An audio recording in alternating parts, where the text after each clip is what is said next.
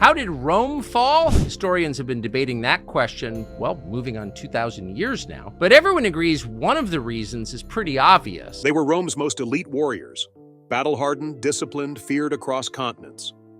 Then one day they vanished.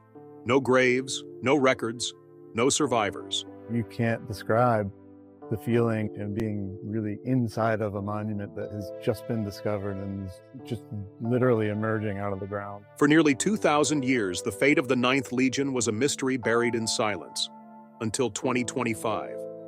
What archaeologists uncovered in the Scottish Highlands didn't just rewrite history, it exposed a cover-up so massive, it shook the foundations of the Roman Empire. This isn't just about a lost army. It's about betrayal, erasure, and the secrets empires take to their graves. For generations, historians have puzzled over what happened to Rome's Ninth Legion, Legio IX Hispana. Once one of the most battle-tested units in the Roman army, it simply disappeared.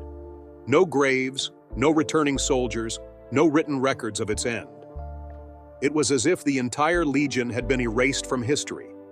Theories came and went, some convincing, some more like speculation. But none had concrete evidence behind them. That is, until 2025.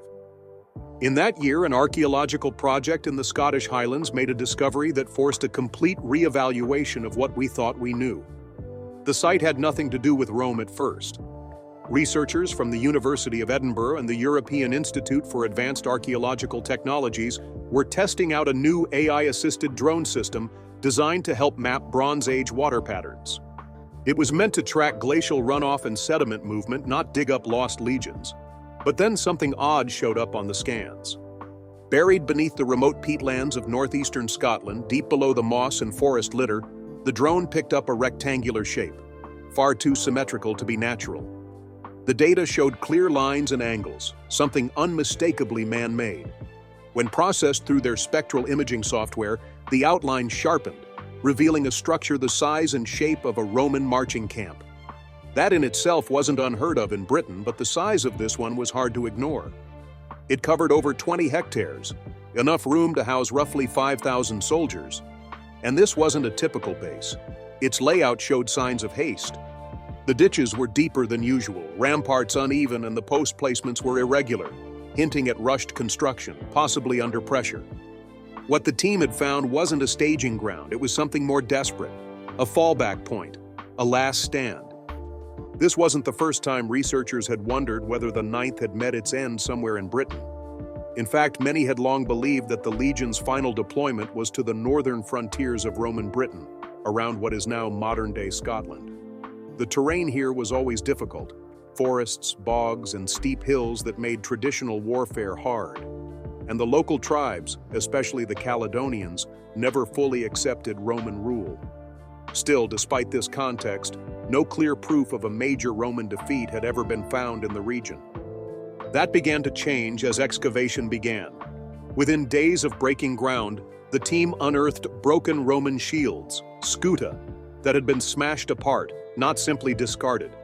They found snapped spear shafts, bent iron pilum heads, and dozens of Roman hobnails, the cleated studs from their military sandals. But what struck the team most was how scattered and disorderly everything was. These weren't lost during training or transport. They looked as if they'd been torn from bodies in a chaotic rush. What emerged from the soil was a picture not of a well-ordered retreat, but of panic, ambush, and collapse. News of the find didn't stay quiet for long. A journal article submitted by one of the lead archaeologists was picked up almost immediately. Within hours, headlines were circulating around the world. Phrases like, "Rome's lost legion found," and "the truth beneath the peat" dominated news feeds. But behind the public buzz, researchers were wrestling with a far more unsettling idea. If this really was the final camp of the Ninth, then something had gone terribly wrong, and not just militarily. In Roman history, legions did sometimes get defeated. It happened. What didn't happen was silence. When 3 Roman legions were wiped out in the Teutoburg forest in 9 AD, Rome entered a national mourning period. It triggered military reforms, trials of commanders, and even construction projects meant to symbolically reclaim the shame. But in the case of the Ninth Legion, nothing like that ever happened. No funeral rites, no monuments, no mentions in military reforms. By 120 AD, the name of the Ninth had simply stopped appearing in official records. And that silence, historians now believe, was intentional. The Ninth Legion was not just any unit. It had served under Julius Caesar, fought in Spain, crossed into Britain under Emperor Claudius, and put down uprisings like that of Boudica. For nearly 2 centuries, it had been part of Rome's sharpest military edge. It was hardened, experienced, and by all accounts, successful. So how did a unit with that kind of reputation just vanish? This new discovery in the Highlands could offer the first concrete clues. The camp's construction and the artifacts inside suggest the Ninth was sent north, possibly to respond to tribal unrest, and never returned. No reinforcements arrived. No survivors were recorded. What the archaeology hints at is isolation, and possibly betrayal. According to historians who've examined early scans and initial excavation reports, the nature of the camp and surrounding battlefield tells a consistent story. This wasn't a chance encounter with a large enemy force. It appears the Legion was led into unfamiliar terrain and ambushed with strategic precision, the kind of ambush that required coordination from tribes typically known for their internal rivalries. That raised another question. How did these fractured groups manage to defeat what was considered one of the best-trained forces in the Roman Empire? It wasn't just the physical discovery that mattered, it was what it implied about the events that followed. If Rome had suffered such a major defeat, and if the soldiers had died so violently and without recognition, why wasn't it recorded? And more importantly, why had the Legion's name been deliberately erased from everything that came afterward? Some believe the answer lies in politics, not battle. During the transition between Emperor Trajan and his successor Hadrian, Rome was going through a period of change, both territorial and ideological. Hadrian moved to pull back Rome's borders and focus on consolidation rather than conquest. If the Ninth had been associated with expansionist ideals or remained loyal to generals who disagreed with the new direction, they could have become a liability. The origins of the Ninth date back to the late Roman Republic. It's widely believed that the Legion first fought under Julius Caesar during the Gallic Wars, which began in 58 BCE. Back then, Caesar needed loyal and effective fighting forces to carry out his campaign in what is now modern-day France and parts of Belgium. The Ninth quickly earned its reputation on those bloody fields, proving itself as a disciplined and aggressive force. Caesar's reliance on the unit was well documented, and their early service under his command gave them a kind of legendary status in Roman military culture. As the empire expanded, so did the responsibilities of its legions. The Ninth fought in Spain, where it helped suppress local uprisings during Rome's efforts to solidify control over the Iberian Peninsula. Later, it was deployed along the Rhine frontier to hold back Germanic incursions. Its presence was often enough to turn the tide of rebellions. When Emperor Claudius ordered the invasion of Britain in 43 AD, the Ninth was among the legions that landed on the shores of the island. Once again, they were placed on the front lines. The Roman conquest of Britain was anything but simple. The local tribes were numerous and often fiercely resistant. In 60 or 61 AD, the Ninth was sent to confront the forces of Boudica, the queen of the Iceni, who led a major rebellion against Roman rule. The campaign was brutal. Contemporary Roman sources describe towns being razed, temples burned, and Roman civilians massacred. The Ninth marched out to intercept Boudica's forces but suffered heavy losses in the process. Some sources claim the legion was nearly wiped out in that battle. But rather than being disbanded, the Ninth was reinforced and continued to serve. Over the decades, the Ninth remained active in Britain, helping establish Roman control in the northern parts of the island. It built fortresses, roads, and outposts, its name etched into stone inscriptions across what is now England and southern Scotland.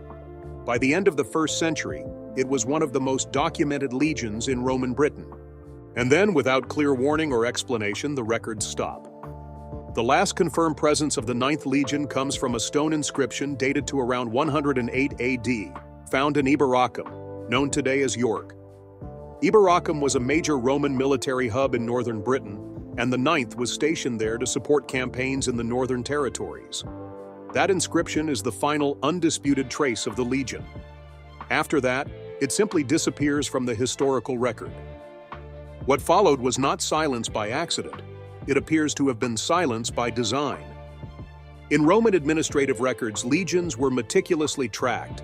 Their movements, honors, casualties, and even retirements were often recorded in official documents, inscriptions, and commemorative monuments. That's what makes the absence of the ninth so striking. From around 120 AD onward, the legion is no longer listed among Rome's active forces. Its name doesn't appear on imperial rosters, nor is it mentioned in inscriptions where it logically should have been. Some early historians assumed the omission was an error. It seemed impossible that such a renowned unit could just vanish. But as more documents were studied, and as other legions from the same time period remained accounted for, the pattern became harder to ignore. The ninth wasn't missing. It had been removed.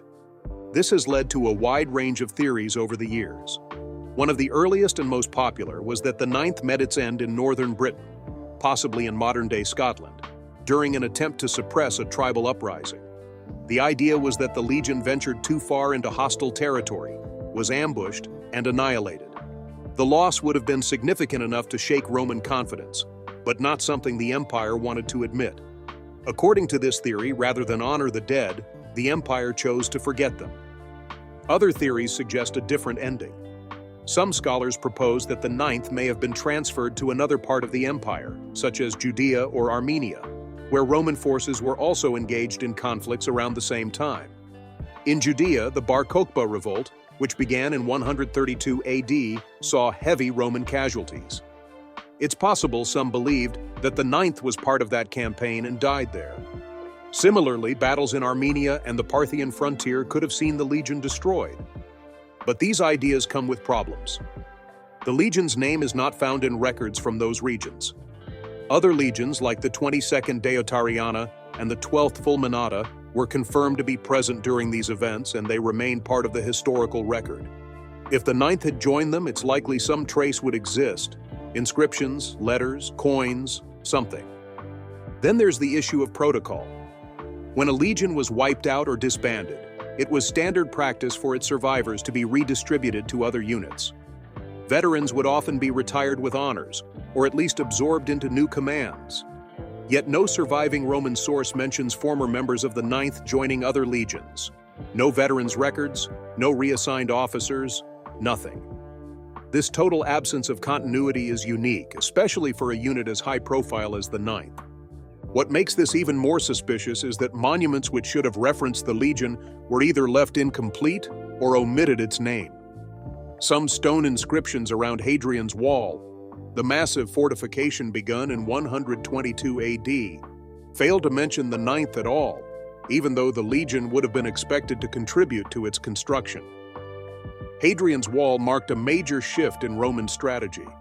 Rather than pushing further north, the empire began reinforcing its current borders. Some now believe this change in direction was directly influenced by what happened to the ninth. This theory suggests that the ninth had been sent into Caledonia, the wild and unconquered lands north of Iberacum, and never came back. Rome, rather than admit a devastating loss or a strategic failure, chose to erase the event altogether. The legion, despite its long service and storied history, was removed from the record. It wasn't defeated in the traditional sense, it was made to disappear. There's even a Latin term for this kind of erasure: damnatio memoriae, the condemnation of memory. While typically applied to individuals who had fallen out of favor, it's possible a similar logic was applied to the ninth.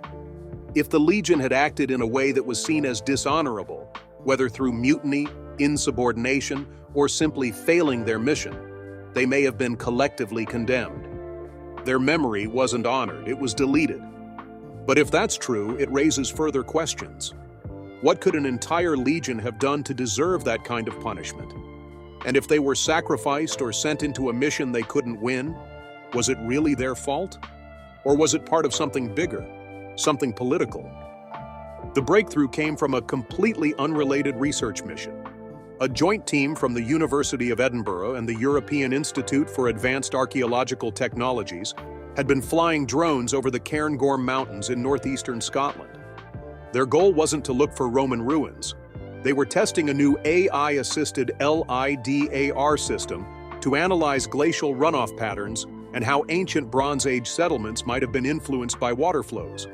It was a project focused on environmental modeling, not Roman military history. But on the third day of scanning, one of the drones picked up something unusual. The data showed a large rectangular formation hidden beneath layers of peat and forest debris. The shape was far too regular to be natural. When processed through advanced spectral imaging software, the outline became clearer. What emerged was the unmistakable structure of a Roman marching camp. Roman marching camps were temporary fortifications used by legions while on campaign. Built quickly, they provided protection and structure in unfamiliar territory. What made this one stand out wasn't just the fact that it existed in such a remote location. It was the size. Covering over 20 hectares, it was large enough to hold nearly 5,000 men, the standard strength of a full Roman legion. As archaeologists examined the data more closely, they began to notice anomalies. The layout was irregular. Defensive ditches had been dug deeper than usual, ramparts looked hastily constructed, and the post placements didn't follow the usual disciplined patterns of Roman engineering. This wasn't a camp built for efficiency, it was built under stress. The signs pointed to something unexpected. The camp wasn't a staging ground, it was a final position. Within days, the site was flagged for urgent excavation. What followed was one of the most revealing archaeological digs in recent history. In the southwestern quadrant of the camp, the team found shattered fragments of scuta, the large rectangular shields carried by Roman infantry. They were not just broken, many appeared to have been crushed by heavy impacts. Alongside them were spear shafts snapped in two, twisted iron pilum tips, and dozens of hobnails, the small iron studs used on Roman military sandals. These items were scattered chaotically, not laid out in the ordered fashion of a burial or abandoned camp. It looked as though the site had been overwhelmed in a sudden and violent event. There were also signs that the soldiers had tried to hold their ground. Defensive structures were strengthened at the corners of the camp. Makeshift barriers made from timbers and carts had been erected in a hurry. There were traces of fire damage on some of the inner ramparts. It seemed that the legion had been preparing for a siege, or reacting to one already in progress. As more evidence was uncovered, a clearer picture began to form. The Ninth Legion hadn't simply vanished. It had been surrounded, isolated, and destroyed. The implications of the discovery sent shockwaves through the historical community. News leaked after a draft academic report was shared among a small group of researchers. Within hours, the headlines had spread across the globe. One widely shared article described the site as a mass grave disguised as a military camp. Another called it the last stand of Rome's missing army. But beyond the dramatic headlines, the facts were sobering. This was not just a battlefield, it was something worse, a place of desperation, perhaps even betrayal. The Ninth hadn't fallen in a formal battle. They had died cut off from support, likely under conditions that suggested a trap. The tribes in this part of Scotland were known to be fierce but rarely united. The Caledonians in particular were described by Roman writers as fragmented and disorganized. Yet the archaeological evidence told a different story. Arrowheads, weapon fragments, and other tribal artifacts found at the site came from several different groups. There were symbols carved into the weaponry, intricate Celtic patterns and markings tied to druidic rituals and local warrior cults. This suggested a coordinated attack, something Rome never believed the Highland tribes were capable of pulling off. More disturbingly, some of the weapons had been deliberately left behind in the camp. Scholars interpreted this not just as a victory display, but possibly a warning.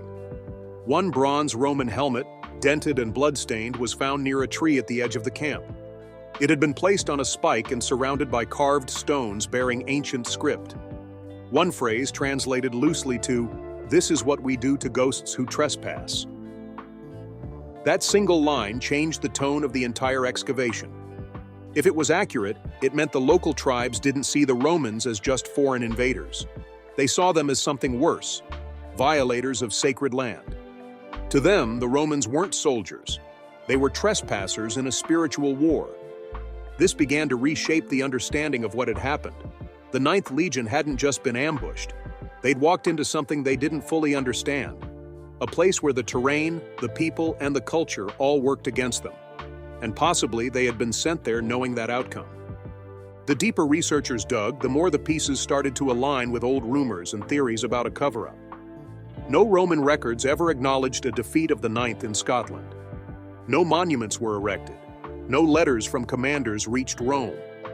The silence that followed their last known posting wasn't due to poor communication or bureaucratic oversight.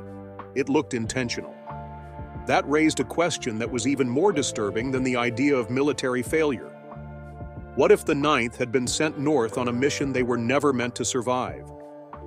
Shortly after the site was announced publicly, scholars began cross-referencing it with Roman administrative records from the years 117 to 125 AD. Those years marked a transitional period between Emperor Trajan and his successor Hadrian. Some fragments of old senatorial reports from that time refer to unauthorized deployments and logistical inconsistencies involving a legion in Britain. Though the legion is not named directly, the details match what is now suspected to have happened to the Ninth. The theory gaining ground among historians is that the Ninth may have been politically inconvenient. Some evidence suggests they were traditionalists, loyal to older forms of Roman expansionism, and possibly aligned with military leaders who opposed Hadrian's new strategy of consolidation and withdrawal. When Hadrian took power, he reversed the previous emperor's policy of expansion. Instead of pushing further into northern Britain, he pulled back, and later began building Hadrian's Wall to mark the empire's limits. It's possible that the Ninth didn't agree with that vision. If they resisted, even subtly, that could have made them a liability. In an empire where politics and military power were tightly intertwined, being on the wrong side of a new emperor's priorities could be dangerous. If this was the case, the destruction of the Ninth wasn't just a military loss. It was a decision, possibly sanctioned from above, to remove a unit that no longer fit the future of Rome. The idea that a Roman legion could be deliberately sacrificed was once unthinkable. But the combination of archaeological evidence, the political context of the time, and the sudden erasure of all references to the Ninth is now forcing historians to reconsider. The 2025 discovery was not just the end of a search, it was the beginning of a much deeper and more troubling investigation.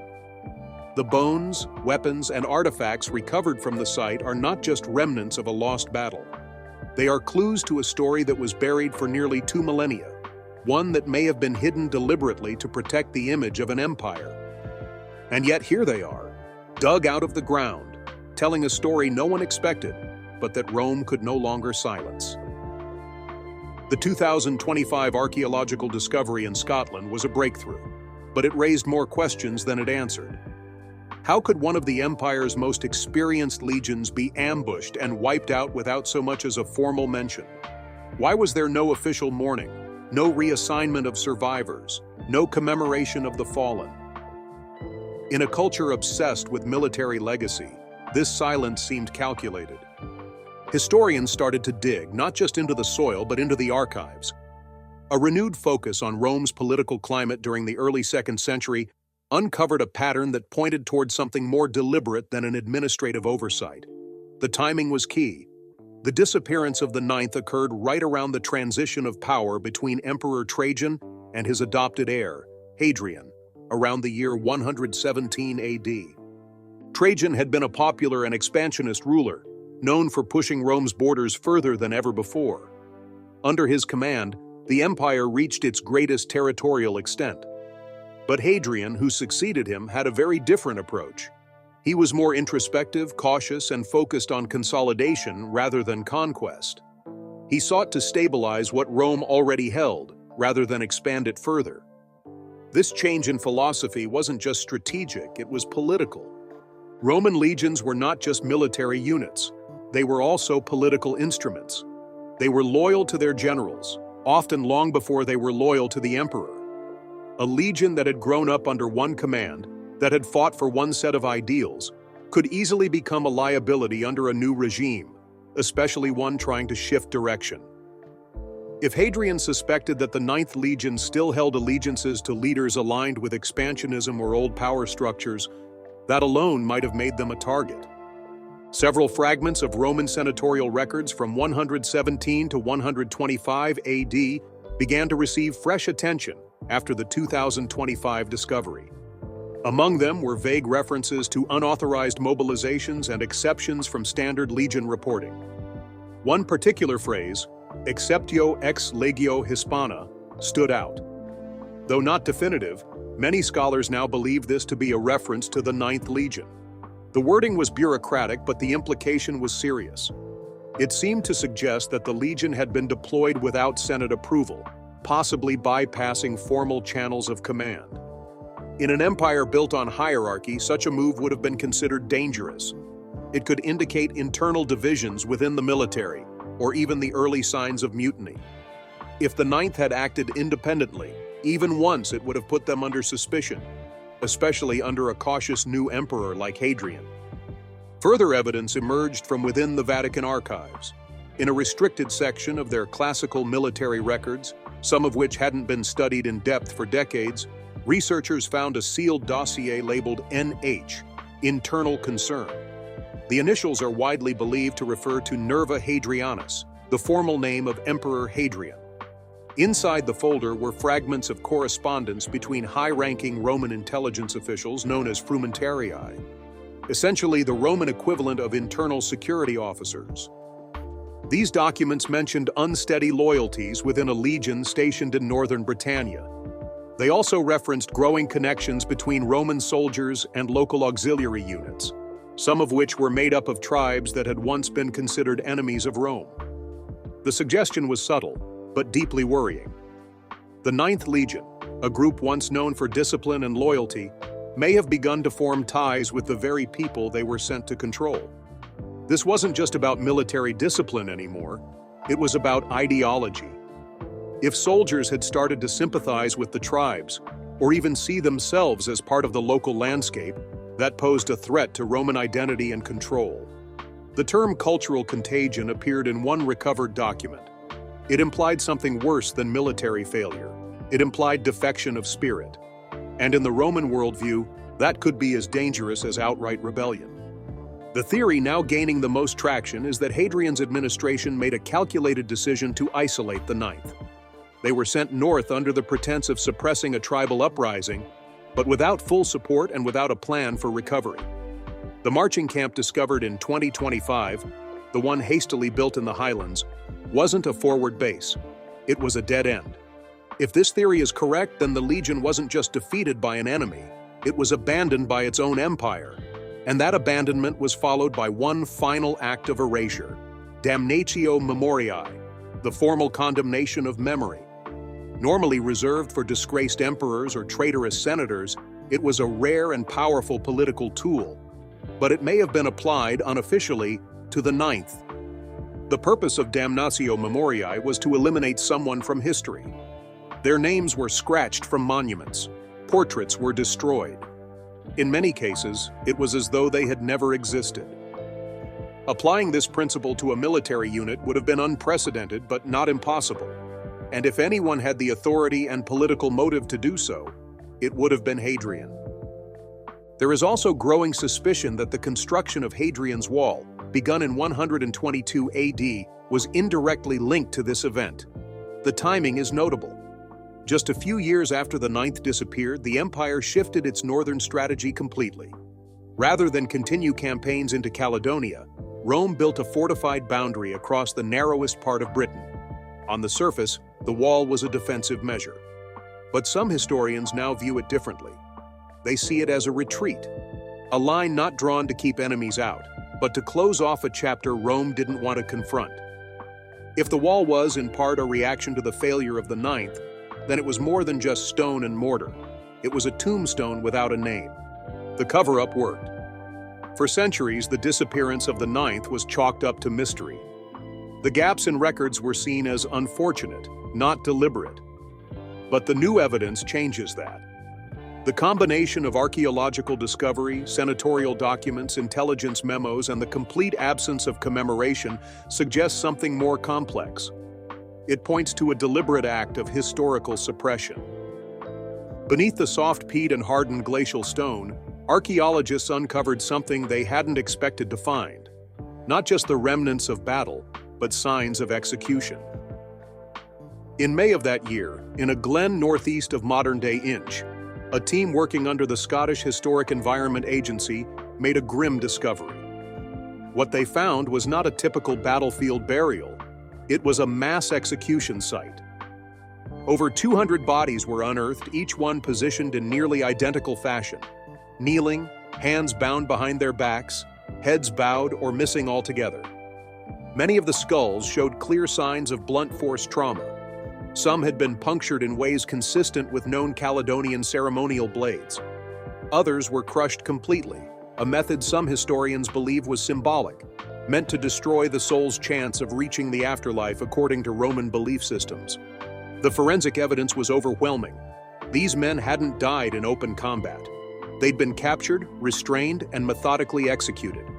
Belt buckles, legionary insignia, and surviving fragments of personal items linked them directly to the 9th Legion. One silver ring bore the inscription, Legio IX Hispana. Another, a standard-issue Aquila medallion, was found shattered nearby. But it wasn't just the bodies that raised eyebrows. Near the center of the burial site, excavators uncovered something even more shocking. Beneath the tightly packed remains lay a broken Roman eagle standard, buried upside down and surrounded by scorched earth, animal bones, and signs of ritual burning. In Roman culture, the eagle was sacred, the heart of a legion's identity and honor. To lose it in battle was a disgrace. To bury it in this way, upside down and desecrated, was unprecedented. It suggested that the enemy not only intended to destroy the 9th physically, but to erase their spiritual presence from the land. Nearby, carved wooden fragments bearing ancient Ogham runes were also discovered. Translations hinted at themes of purification, vengeance, and warding against spirits. One phrase, repeated more than once, stood out, "They will not rise." It seemed clear that the attackers did not view these Roman soldiers as mere enemies. They were intruders on sacred ground. And in response, their defeat had been made into something closer to a ritual purge. As this evidence emerged, the mystery that had haunted historians for centuries finally began to dissolve. The 9th hadn't disappeared quietly. They had been crushed, executed, and deliberately erased, by both their enemies and quite possibly their own empire. The revelations caused ripples far beyond the academic world. In the UK, museums and educational institutions began revising long-held narratives. Exhibits at the British Museum, the Yorkshire Museum, and regional Roman heritage sites were updated to reflect the new findings. The 9th was no longer a vanished unit lost to history. It was a defeated legion, perhaps betrayed, certainly abandoned, and now finally acknowledged. In Scotland, the discovery had a very different impact. For years, the Roman occupation had been taught primarily through the lens of imperial power. Rome built, Rome conquered, Rome brought order. But the defeat of the 9th offered a different view, one where local tribes, often dismissed as disorganized or primitive, had succeeded in uniting, planning, and overwhelming one of the most formidable military forces in the ancient world. In communities near the excavation sites, especially in parts of Aberdeenshire, this history became a source of renewed cultural pride. What had once been seen as a story of Roman expansion now included a chapter of indigenous resistance and victory. There were also broader implications. Some modern military analysts began referencing the 9th's fate as a cautionary tale in discussions of empire, counterinsurgency, and cultural integration. A leaked NATO internal report even mentioned the discovery, noting how overextension in unfamiliar and hostile terrain, combined with political miscalculation, had led to the destruction of a highly trained unit. The 9th became more than a Roman story. It became a case study in how imperial strategies can unravel when cultural cohesion breaks down. Back in Rome, the Vatican's continued examination of ancient scrolls and documents brought further pieces of the puzzle to light. Among them was a marble tablet found in the ruins of Trajan's Forum, dated to 119 AD. Though the 9th was not named explicitly, the edict referenced the reorganization of northern military zones due to persistent behavioral divergence and ideological influence. It used the phrase cultural contagion again, language that supported the theory that the legion had begun to integrate with local customs or develop sympathies with auxiliary tribal groups. If true, this suggested the 9th wasn't just wiped out. It may have undergone a kind of slow internal transformation, adopting aspects of the culture they had been sent to suppress. In Rome's eyes, that would have been unforgivable. Assimilation was supposed to work one way. Conquered people were to adopt Roman practices, not the other way around. A legion that strayed too far from that model may have been seen not just as unreliable, but as dangerous. The silence that followed their destruction now made more sense. Rome could not honor a legion that had drifted from its values, nor could it risk public knowledge of such a failure. So it buried the truth, literally and figuratively. No reassignments, no monuments, no names in the rolls. The ninth became a whisper, a question mark in history books, a mystery that endured until the earth itself gave up its secret. In the end, the rediscovery of the Ninth Legion wasn't just about finding bones and broken weapons. It was about confronting how history is written, and how much of it is shaped by what is chosen to be remembered or forgotten. The Roman Empire was meticulous in its documentation, but it was just as skilled in the art of omission. The story of the Ninth reveals how even the most powerful institutions can choose silence over accountability.